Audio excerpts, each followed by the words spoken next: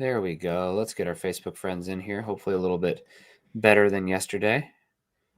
Um, Broncos for brunch. Yeah, we're not that late. Come on. Zach and Chad are running 40 minutes late half the time, it feels like. So we're here. Facebook's connected. We're hanging out. Good morning, everybody. It is the 20th of August. God bless. Month is flying by.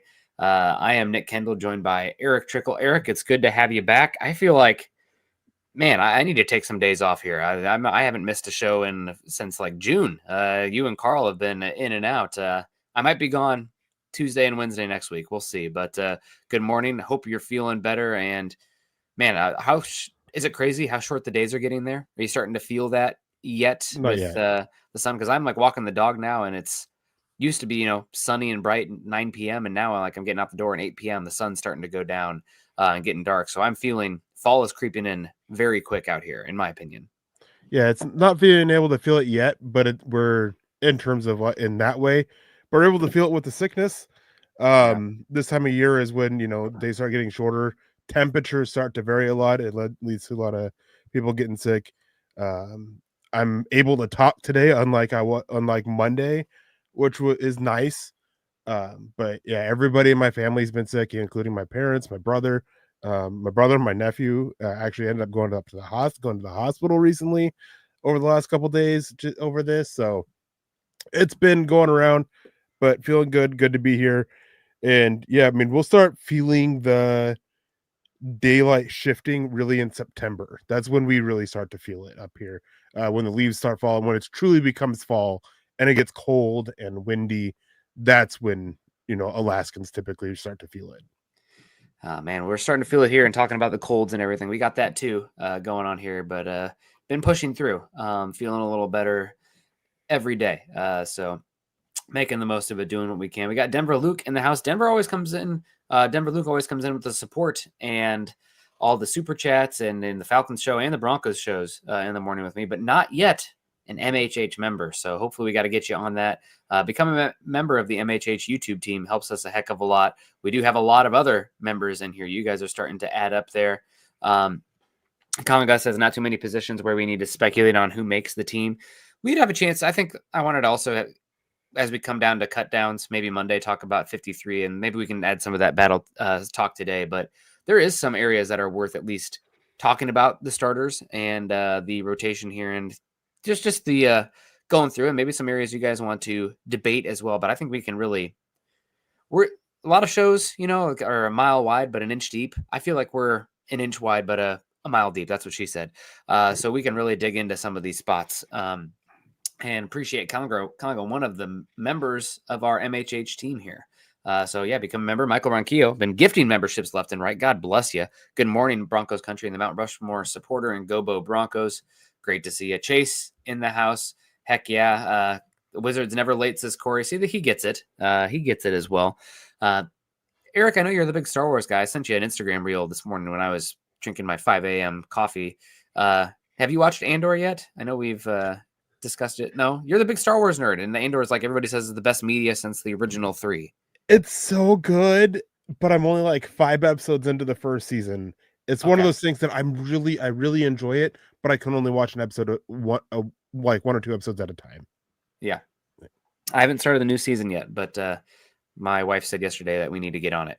So we got 95 Chase. Again, looks like somebody's busy taking second breakfast. If by that you mean a second cup of Lion coffee, then yes. But we went until 42, and then I had to go refill and check in on anything. I don't know if it's terrible twos starting early or a sleep regression or just the cold, but the little guy has been insatiable with happiness. I don't know how to put it. He's been very upset here the last 6 days, so I had to go help the wife upstairs for a little bit. So I love you guys.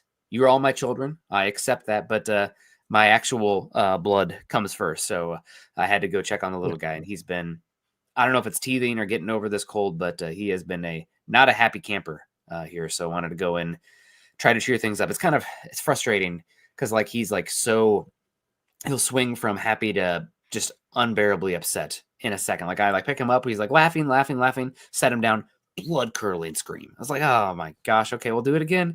I don't know if it's terrible twos. He's almost 20 months now, but it's been a long 5-6 days out here in the Kendell household. Welcome to parenthood, man. Like God, it's one of those things that it happens. Like we went through it with Buggy. We still have moments where we'll deal with it with Buggy. It's like one little thing, like, can we play Uno today? Well, I don't know. I'm not feeling too good. Had this happen yesterday. I ended up going to bed early, and she just went from being really happy to just being a pouty little butthead because we didn't play Uno. And yep. so it's just one of those things that happens. Gonna deal with it for years, and Man, it I already stinks. have to It can be frustrating, but it's worth it. Like it's well worth it. I already have to deal with my own emotions that I don't understand. Now I have to figure out somebody else's. What's Yeah. going on? Yeah, no, I wish it was second breakfast. I'm really boring for breakfast. I have one of the Kirkland protein bars every morning. They're not great, but God bless them. High Bear bells, calorie, man. high Bear fiber, bells. and what was that? Bear bells. Bear Bear bells. bell protein bars, man. They're so good. I just It's like a the, candy bar. It's like a candy bar. the Kirkland ones are so cheap. And I'm a baller on a budget, baby. We got Kanga coming in. Probably realizes he can cover this topic in 10 minutes. We could, but we're going a mile deep. Broncos for brunch. I'm a breakfast any type of time of day kind of guy, even though eggs are very expensive still, and it's hard to find. But absolutely, breakfast, brunch, dinner, don't care. We got our guy Shiloh coming in here saying good morning. I saw Shiloh was recently in New Mexico, I think, out there doing a hike or something. As long as you don't mind, waking up at or getting to the trailhead at midnight and doing a 15-mile hike and beating yourself up, you're welcome to join me on a hike in Colorado here, Shiloh. I just did a hike on a week ago tomorrow with a buddy of mine who flew out from Chicago, and we did 20 miles, 6,200 feet. We started at 5 a.m. I thought we'd be done probably 4 p.m. We didn't crawl back to the trailhead until 7 p.m. because that last 6 miles, my buddy was struggling, and he's pretty active, but he doesn't hike and climb like I do. So, yeah, moving to Colorado here soon. I might be gone next Tuesday and Wednesday doing a backpacking trip. We'll see, but yeah, I'm trying to get out there and live as much as I can in the Pacific Northwest. A big regret, I did not end up climbing Rainier while I lived out here, but that's okay. We'll come back and get her done. Brendan coming in says, good morning, Broncos country. Jake, also, Jake, you've been in here for a bit. We need you to have you in the MHH member team, of course. Our guy, Michael Ronque, over on Facebook. Click the thumbs up if you join us on Facebook. I do appreciate everybody on the Facebook side of things is starting to migrate even more so to the YouTube side of things. You're just going to get more bang for your buck on YouTube, and YouTube doesn't tend to have connection issues that we had last night with Facebook, but good to see you. Thanks. Appreciate the thumbs up. Dave Glassman in the house, Greg Smith over on Facebook, Roy Osborne on Facebook. Good to see you. Yeah. Nicest thing about Denver, moving to Denver, might be able to get an extra hour of sleep. I don't know about that. I'm an early riser at this point. I'd rather be in bed by 9 p.m. and still I'd rather be up at 4:30 than have to be up past 10:30 personally. I like the quiet morning. Sit there, nobody's up yet, like me and the dog hanging out for a bit. But we'll see. Eric and I and Chad are going to have a probably a conversation about what that looks like at some point. But we will see. But yeah, good to see everybody in here. Drop any conversations or topics you want to hit on in here. Obviously, first, Eric, Carl and I talked about it a little bit last night, but I want to get your take as well. I haven't seen you in a week. You were here last Wednesday, right? Yeah. You were okay. That's all the days freaking run together. Man, I've been using PTO and packing up the house. You should see all the boxes next to me here. I've just been digging away and getting things done. But big takeaway. So far, I mean, by all intents and purposes, I know you're a back of the roster nerd, so which I appreciate. The undrafted free agents with how much work you do in the draft class every year, you should be that kind of guy because it's still paying off for the work that you did leading up to it. But I think personally, for all intents and purposes, preseason's essentially done. There might be a few spots here or there that we're arguing, but the 2 joint practices, we didn't even see most of the starters in the second preseason game. This game against the Saints, maybe 1 or 2 guys might make a difference. I think you're arguing about who's a practice squad guy or not as much as anything. So now that most of the let's say call it 95% of the information is gathered from where we sit, what are your big takeaways from preseason training camp for the Broncos? Well, on that note, I'm getting ready to do a 53-man roster projection, And when I was building it, it was like 50 of the guys, very easy to put on there. I have as 3 guys competing for spots basically, where I could have gone one way or the other. And even then, those 3 guys or those 3 spots where I very much lean towards one guy. Mhm. And so I don't see it as much of competition, but it's enough of a question to be. So obviously those 2 spots I'm looking forward to. And What I are think they? to be I want answered. to know what they are. Is it? Uh, I'm gonna guess Ua versus Jackson. mhm. Wazarika versus Jackson has got to be one. I'm gonna guess whether or not you keep 4 running backs is one. Nope. That one's No, easy. 4 running backs. That's what it's gonna be. It's gonna be 4. that's solidified. Yeah. Okay. Then it's probably who's that last interior offensive lineman? What are they Yep. doing with Throckmorton / Clay Webb? A little easier with Gargiulo with the ACL injury, going to be out for the season. But I'm guessing It was interior. easier. It was easier when he was healthy. I think he was the guy. Oh With yeah, him getting yeah, yeah. with him getting hurt, is it Throckmorton or do they roll with Truss or Webb? And then the other one is, do they find some way to keep an extra, basically 10 offensive linemen instead of just 9? Where are you at with the defensive back spot? I know that's one. I know the top cornerbacks are pretty cut and dry, but that special teams. I know you save a lot of money with Mathis, but you don't really have somebody who fits his role and the wide receiver. And right now you have Sherfield, who's the other gunner right now. I mean, I don't really love the safeties as that option. I don't know if they have the actual Sam Franklin. downfield sprinting ability. It's Franklin still? Sam Franklin. Based off Okay. what's been going around, based off what Darren Rizzi said, Mhm. he's one of those guys where initially I didn't have him on the 53-man roster because I forgot about the difference that they made, the rule change that they made about the injured reserve players, where when you make those cut downs, you can just place 2 guys on injured reserve that can be called back instead of having to make the initial 53-man roster. So I didn't have him. I had him as one of those veteran cuts that when you get Drew Sanders and Nate Adkins onto injured reserve, you brought him back. But remembering that rule change, he's there. He's that extra gunner. The other gunner opposite Sherfield. And so for defensive backs in general, I have it 5 and 5, 5 corners, 5 safeties, because Franklin making it for that special team spot. No Mathis, PJ Locke though. No Mathis, PJ Locke. So PJ Locke, those 2 you can save a lot of money moving on from. I do wish we had an undrafted free agent cornerback really step up and explode this cycle. I know that was it Newsome, somebody out there like He played well, but well enough for the practice squad.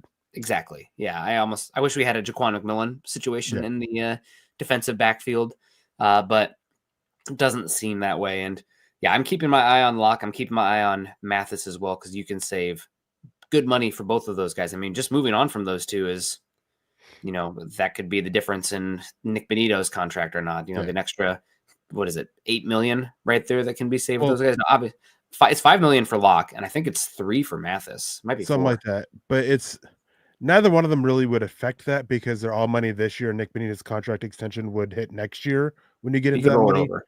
And you can roll it over. Yeah.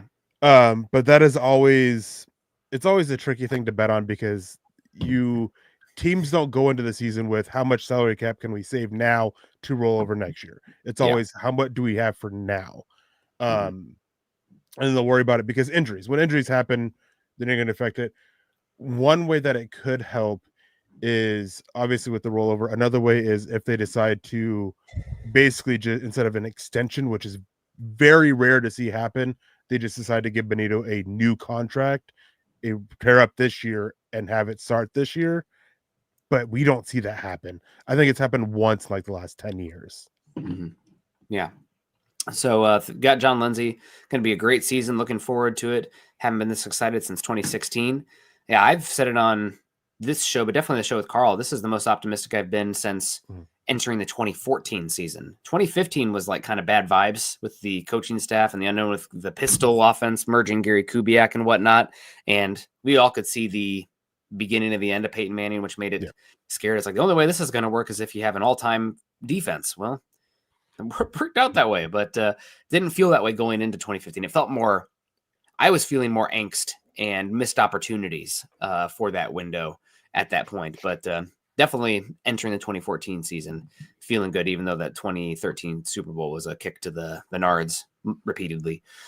Speaking of kick to the nards, Mark Hoyne, whatever the heck that means. Good to see you, Mark. Chomping at the bit. Let's go, Broncos. Great to see you. Hope you're doing well. And we got the Bookmeister coming and says, good morning, big dogs. I haven't been catching you live for a while. Now I'm glad I did. Head coaching a junior Mite football team takes up a lot of time, but we're 2-0. Love the MHH guys. Well, good for you guys. Remember, kick to the nards. Again, that's the theme. That's a hike. No, legs up. No, that's no dirty play. We're not Raiders here or Cornhuskers.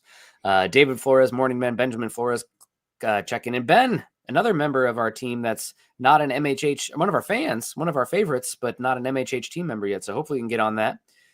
Tim says, Tim's 7 kids. Oh my God, Tim. Talking about a football team. You're halfway there. That's got Phil Rivers here. Says 13 wins if Nick stays healthy. That would be unbelievable. Right now, I'm hoping for 10. I'm expecting 11, and anything more than that is gravy. But yeah, that would be. I'm loving it, Tim. I'm a little bit more cautious when it comes to getting my hopes too high. It's just being born in the Midwest and having the summers be 95 with 90% humidity and the winters be negative 40 with wind chill. It makes you a little bitter, no doubt. Yeah, I mean 13. That's where I have them, but there's a couple games where I think can still go a little bit either way. So 11 wins, 13 wins. That's about the range where I have them. So I'm with you, Tim. 7 kids. In that aspect, I'm not with you with the 7 kids. I can't even imagine that. God bless you. One's enough. Yeah, man, God bless you. That's all I can say. Raising up more Bronco fans. That's good. We got Mile High Dutchy says, good morning, MHS fans. What an awesome and exciting season coming up. Absolutely. And Jake coming in and says, still concerned about the variance of this defense with or without Greenlaw. He just hasn't shown that he can stay healthy. It's a big kicker for the defense this season. I will say we already saw a little bit of the floor of what the linebacker group can look like last season when it was Barton and Stranad. I mean, the fact that they have cobbled together a top 5 to 7 defense with that linebacker play was miraculous and a good reason why PS2 should win Defensive Player of the Year. And it also goes to show, defensive line, pass rush waves, and coverage can cover a little bit there, no doubt, especially with Locke also struggling last season. So, yeah, defense has a lot of chance to be good. But talking about the variance, I do think the variance is high still because I don't expect the Broncos to break their franchise sack record again. And there's nothing more volatile than coverage year to year. Like, one thing I want Broncos country to not lose their minds about. I'm still expecting PS2 to have a great season and be one of the best cornerbacks in football, but there's a chance that, it's kind of like a baseball hitter, his swing's off for a little bit. And there's a few games where I was like, oh, he's not playing like an absolute superstar Hall of Famer. It's possible for him this season because coverage is volatile year to year. So we will see. I mean, I expect him to do everything he can to stay in that, and it's not just, the technique and form being off for a little bit, but I think an injury at the cornerback position affects the ability of the cornerback almost more so than any other position in football because of the type of athleticism and reactionary skills that it takes to play on an island in the top level of the sport. Yeah, and it's not just Sertan either. It's everybody in the secondary is leading to it as Moss last season. Yeah, Moss last season. The one issue that I have with the linebackers leading to it more volatile is they were able to cover the issues that they had, especially in coverage for a while, for a good portion of the season.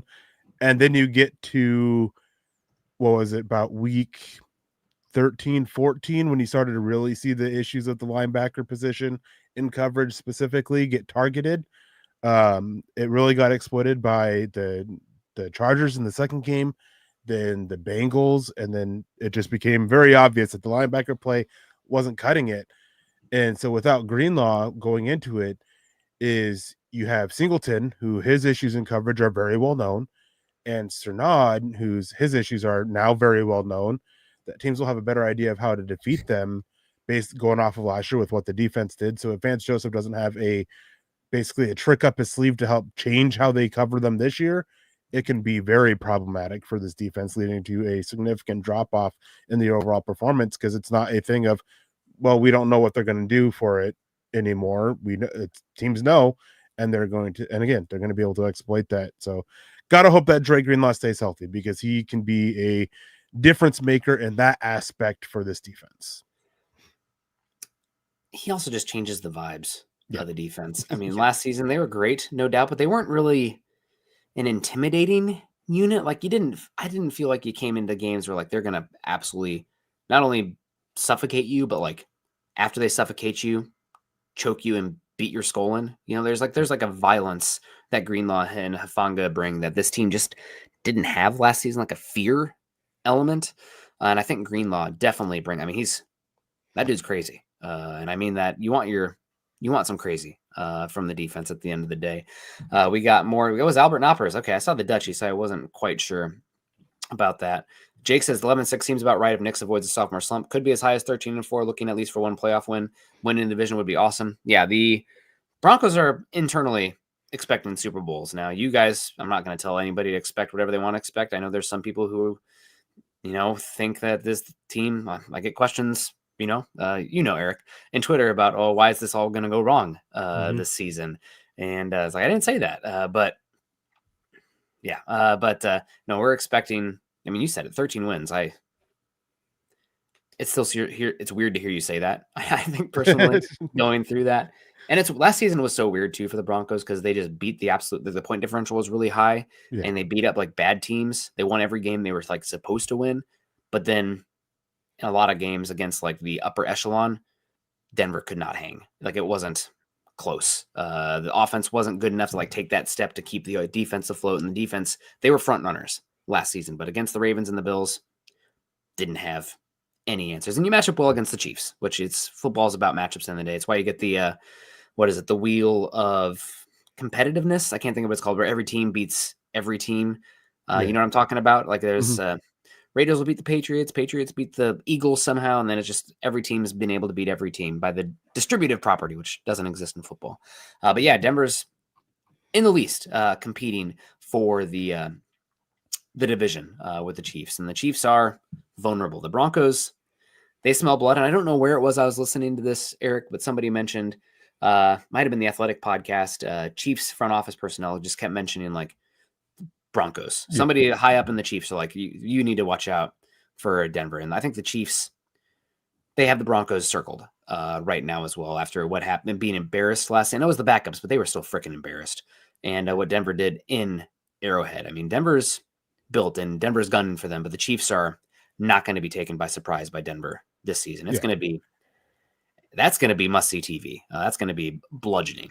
I can't remember what the podcast was on where the Chiefs executive was talking about it, or not even, it wasn't the Chiefs executive. It was one of the co-hosts of the podcast. He's like, we're talking with the Chiefs executive is they're very worried about the Broncos. Like that is a team that they are on watch for. He goes, and he wanted to make it clear that it wasn't a slight against the Chargers.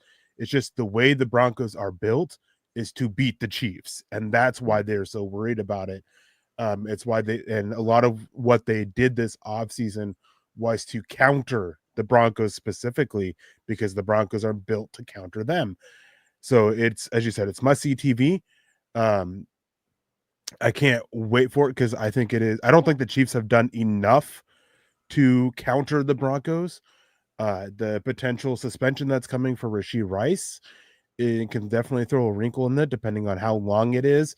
And, initially, and then how long it gets appealed down to. If it does, most likely it will, as we typically always see it happen. So there's a lot to it. And then you talk about defensive volatility. Well, the Chiefs did as well as they did last year because that defense, and they have, with how they were successful, it's similar to the Broncos where they have room for a significant drop off this year as well. So there's a lot of questions with the Chiefs. There's still a lot of questions with the Broncos. And when you get that, that's where you get the opening for a division with two of the top three teams. And the Chargers are a complete wild card in here. Can they stay healthy? They're already dealing with a lot of issues with that. The way that they won last year isn't as volatile as the Broncos and the Chiefs, but have they taken those significant steps forward with looking at what they've done this offseason, looking at the preseason games? I don't think they have, but we'll see. It's definitely a fun division I think the division is wide open. It's the Chiefs to lose until, somebody else actually beats them.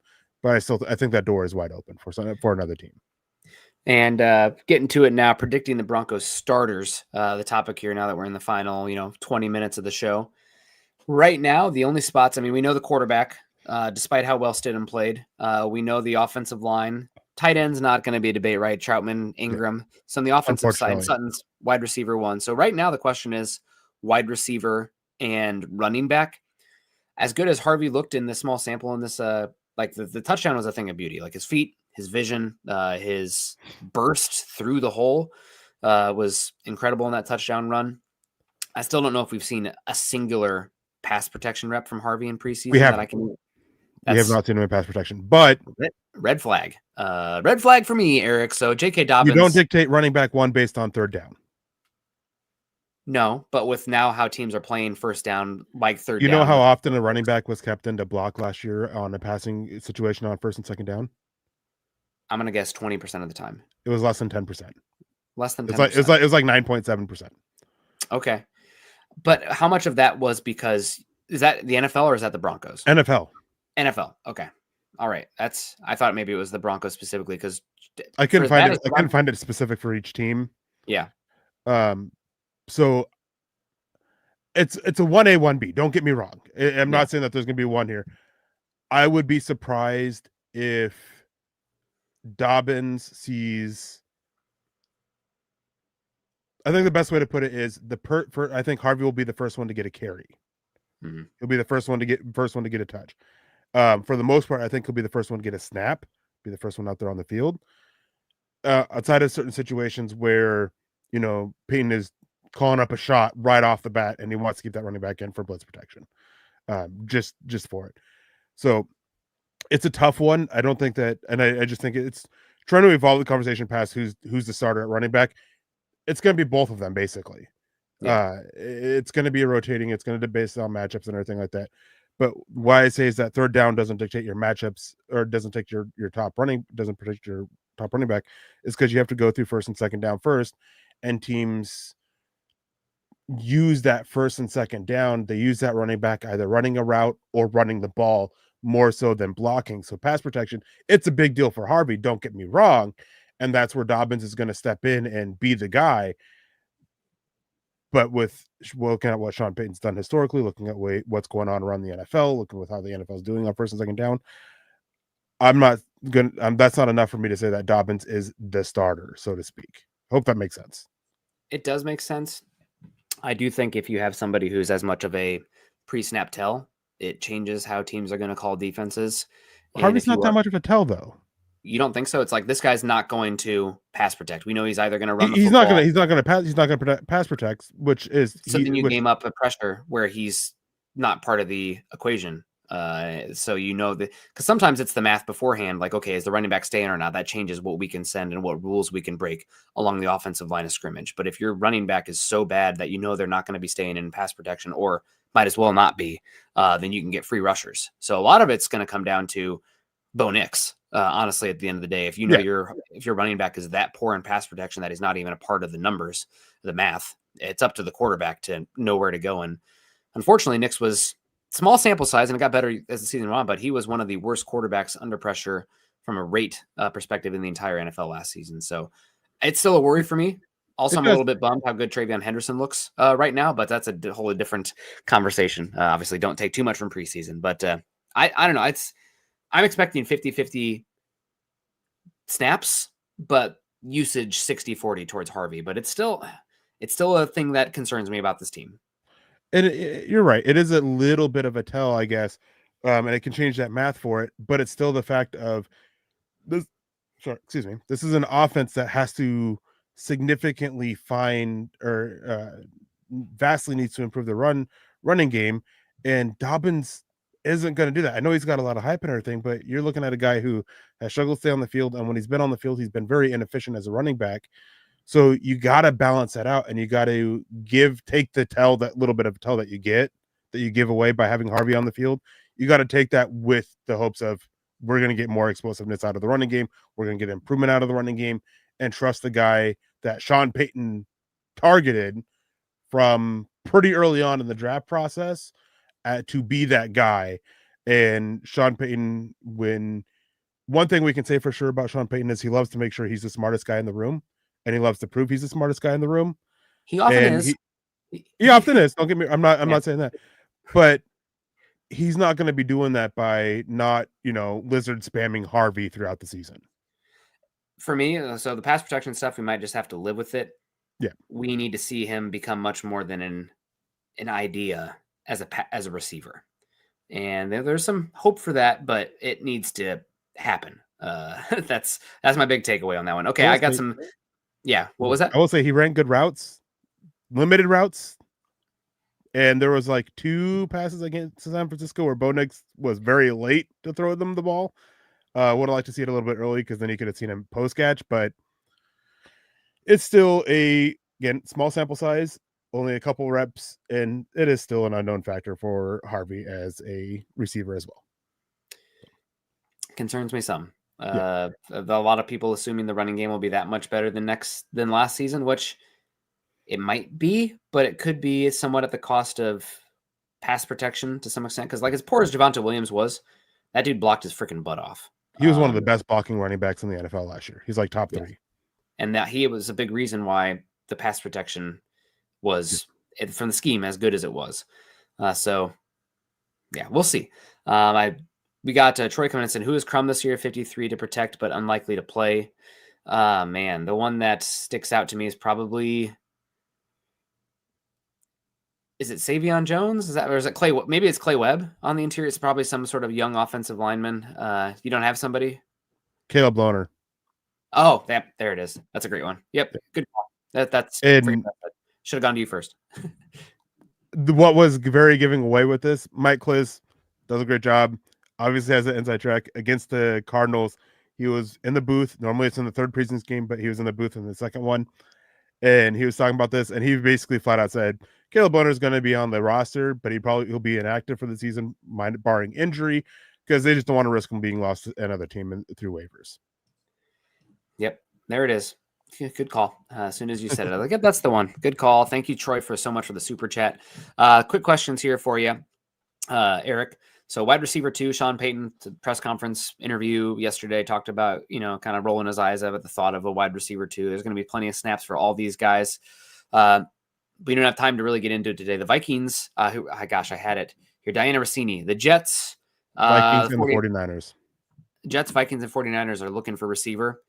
They're definitely calling Denver. That doesn't mean anything's going to happen, but that's just how it works, right? So maybe we'll see something happen here. But I want to hear your thoughts on, besides Cortland Sutton and Evan Ingram, who I think is the de facto receiver target share 2 guy on this team, who leads the team next in line, not leads, but next in line for receptions?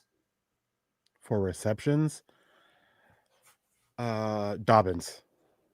Oh, okay, frick you. Out of the wide receivers. Darn it. For receptions, probably Vele. I'll be different. I'll say Pat Bryant, just because I think Pat Bryant is he's just been killing it in camp. And my big issue with Vele last season is, like, for as big in slot usage as he was not a good blocker.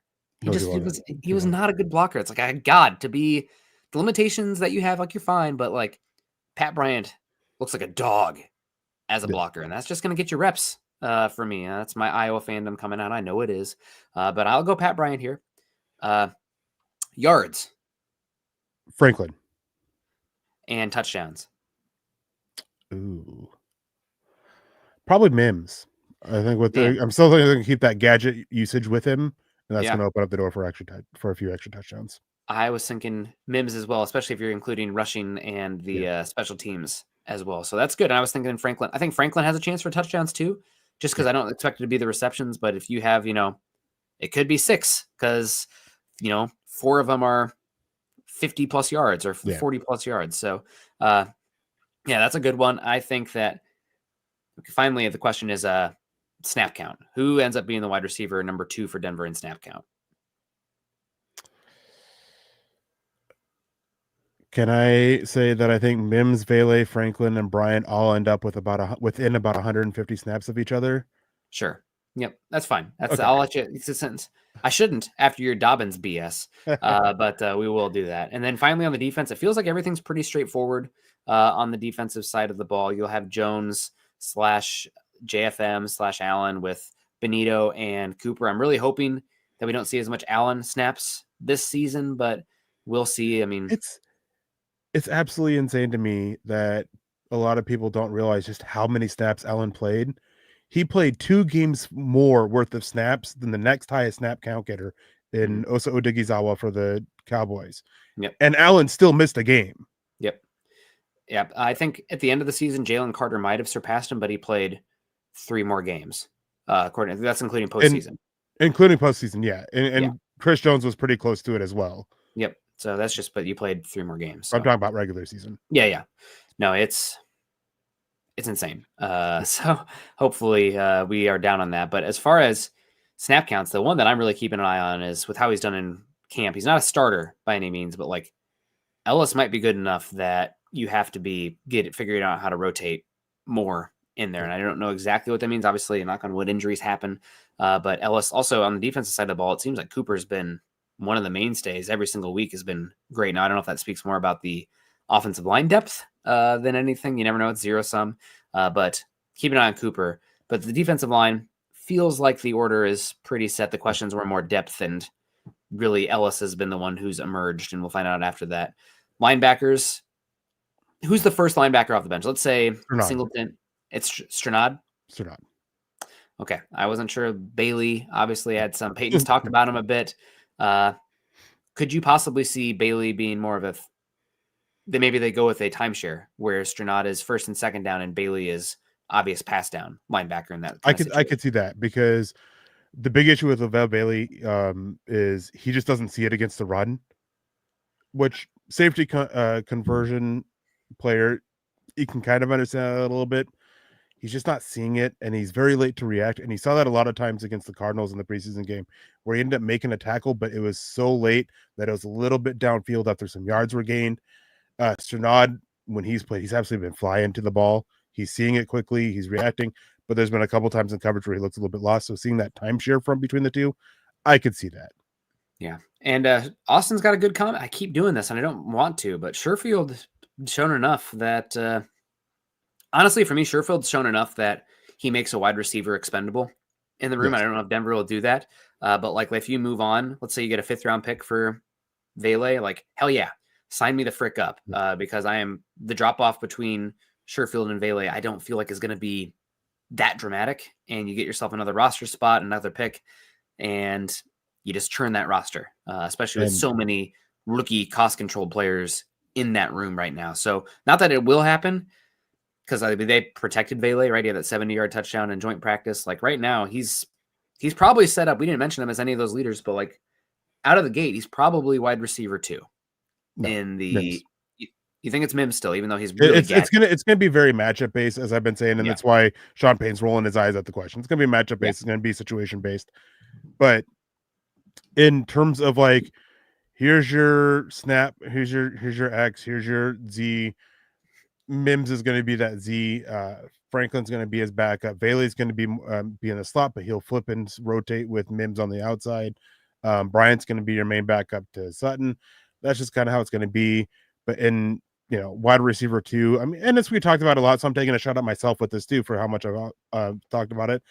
It's overstated. It's over talked about. It's not necessarily irrelevant, but it's not as important as we made it out to be for Sean Payton's offense, because it overlooks how much he rotates at that position, unless he truly does have that wide receiver 2, which he didn't have often in New Orleans. So I think that when we're looking at it, it's going to be the top 3 are Sutton, Vele, Mims, Franklin, and Bryant are the 2 primary backups. Sherfield's going to get his mix in there. But as you said, if a team comes calling for Vele, I would listen because of what Sherfield has done. Depending on what the offer is, I would take it or pass. And what's so hard with Vele for me specifically, and trying to talk about a trade and figure out a thing, he's 27, going to be 28, which is so uncommon for a guy on a rookie contract, right? And then the knee injury, it was bad enough to where they had him sit out on 2 different practices over the last like 10 days. and then he missed the first few days of practice because of the knee injury. There's not a lot that's known about it. So there's a lot of mystery there that's going to hurt his value. So, and then Broncos tend to overvalue their players when it comes to trades. We saw that with Jerry Jeudy. Are they going to overvalue Mims to where even if a team comes in offering a fifth, is that going to be enough for them to move him? So I would like to see a wide receiver move, not saying Vele, not saying someone else specifically, just a wide receiver moved, because you're looking like you have good depth there and you can easily free up a roster spot. I think you can get by with 5 receivers, but who is it and what is the team giving up for them is always such a big thing. But with this wide receiver room and Vele specifically, it just is so hard to calculate. It is. Sherfield, though, and the other guys all stepping up makes me feel a little bit more comfortable. Yeah. It's also one of those things, Eric, where as the games actually start to matter, maybe the pecking order changes, and this is a conversation we might continue to have, and these other teams might continue to have as well. I think a 5th round pick would get it done for me. I mean, that's a hell of a ROI for a 7th round pick. Oh, yeah. So we'll see. I mean, as crazy as it sounds, I might even take a 2027 5th because the 2027 draft looks pretty good, pretty good.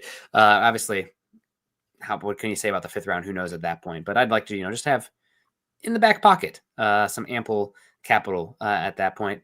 Finally, the defense and linebackers, we talked about it. Safeties, Hufanga. Let's say Locke doesn't make the team. Who's safety 3? Probably JL Skinner. JL Skinner. But it's a situation where I think you have PJ Locke as a clear backup to Brandon Jones.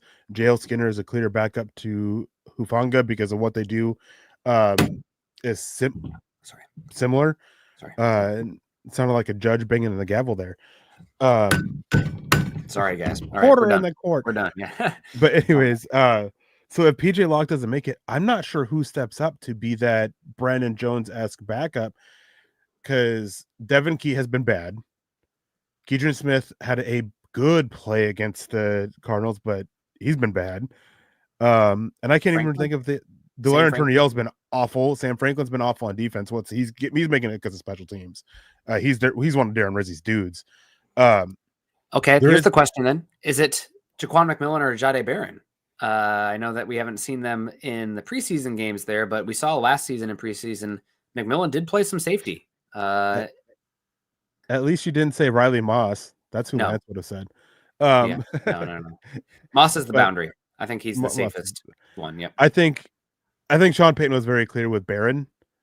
He said flex between slot and boundary, not safety. And he was bringing up a comparison to Michael Jenkins, who was a flex slot safety. And he's like, we see Barron flexing inside, outside. So I don't think that, and I don't see McMillan doing it. You could because of what they've done in the past over the past 2 years. Riley Moss as a rookie, he did see a couple snaps as that dime safety kind of role. There as a rookie when he came back from injury, so it's possible, but I don't know. I think that again with PJ Locke, as much money as you can save, I just think the fact that no safeties really stepped up outside of Skinner just makes it hard to part ways with him, even with that money issue that he has.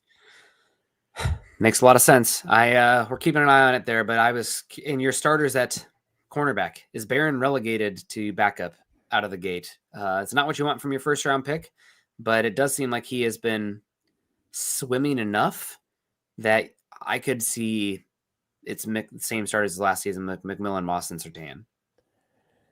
I think it's going to be Surtain, Moss, and McMillan in the slot, at least for the first few weeks. Barron, he's looked great working downhill as a run defender, but against the Cardinals, he absolutely got lost in coverage on what ended up being a drop. He didn't fight his way through basically a wide receiver screen, which ended up not mattering. Got beat a couple times. There was one play where he got beat really badly, but I believe pressure from Jonah Ellis forced the quarterback off his spot and cut off that wide receiver. It's just been really rough watching Barron in coverage. And as good as he's been as a run defender and working downhill as a tackler, I'm not sure. I think you take the boom bust aspect of McMillan, who he's going to give you a bad play or two, but he's going to give you a big play or two to make up for it. Well, there you go. And final thing, Eric, did want to touch on Broncos brought in like 4 defensive linemen yesterday for working out. Obviously, I think it's probably more practice squad related, but what should we read into them specifically really working through interior defensive line? Not a single depth guy has stepped up. Xavier Jones was not good. He hasn't been good in the preseason. He's done well you've seen some flashes of the pass rusher, but my God, does he get bullied against the run? I think that they're really looking for defensive linemen who can come in and sit on the practice squad. I don't think it's for the roster, unless you're looking at somebody who can come in and in short notice push Jordan Jackson, because Wazarike's been that bad, to try to push him for the for the roster. But at this point, that's going to be tough to see.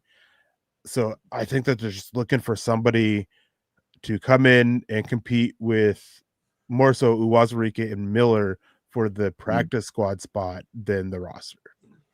And I think this is just a downstream effect of Henningsen as well, with his injury. Yeah. So he could have been practice squad guy and no more, of course, on that one. Never more. So we started a little late, but it's 45 minutes, Eric. So really the battles are running back, wide receiver, and unfortunately, I guess, cornerback. I'm not going to lie to you. It is a little disappointing that Barron didn't take it and run with it. But I also do want to caution that he's not a lottery pick by any means. The Broncos had quality depth in there coming in, and the depth is that much better with him. And also, as we saw from last season to this season, and we preach on all the shows leading up to the draft, it's not necessarily what you get year one from your rookie. Now, you do want the first round rookie to be a contributor if you can help it. But what's more important is that year 2, year 3 jump. And we're seeing it right now. Last season, Jonah Ellis, good player, but 5 sacks, but limited. This season, he looks bigger.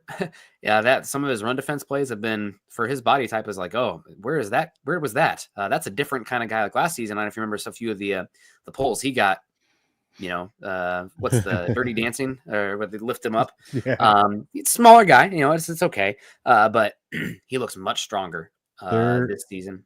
There was a run defense against Arizona. It was early in the game.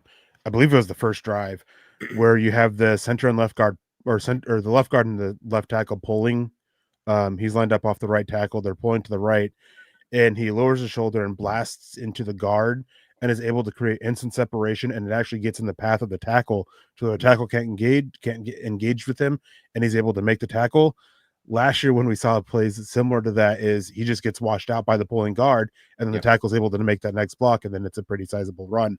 So he's really showing this improvement in technique. I've done a film room on him that highlights 3 run plays. Another one is playing peekaboo when setting the edge.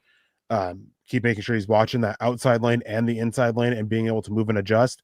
Last year, he'd often have to set on the hard outside or hard inside and wasn't able to basically keep blockers off of his body and, play peekaboo. He had to pick a lane and try to force the running back into the other one. So when you can play peekaboo, that really makes it harder for the running back, because it's run outside, I can disengage and get you. Run inside, I can disengage and get you. And in 2 of the plays that I highlighted, that was the reason why. And both of them, Ellis ended up being a big impact on the play. Vastly improved as a run defender, which was so desperately needed for him if he wanted to be more than just a third down pass rusher. Yeah, so excited about him.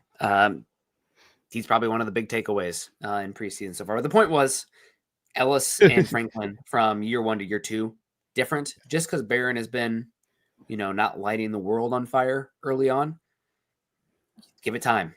Give it time. Well, let's talk after year 2. If we're still, meandering after 2 full seasons in the league, we can have a conversation. But for now, breathe. We'll see how it plays out. Not exactly what you want, of course, but Denver's in a spot of strength where you can wait right now. So, Eric, fun show. Went a little long, but started a little late. So that's, under promise and over deliver. Appreciate everyone coming in today. We got Michael Ronquillo, the Boogmeister, of course, Troy Boer.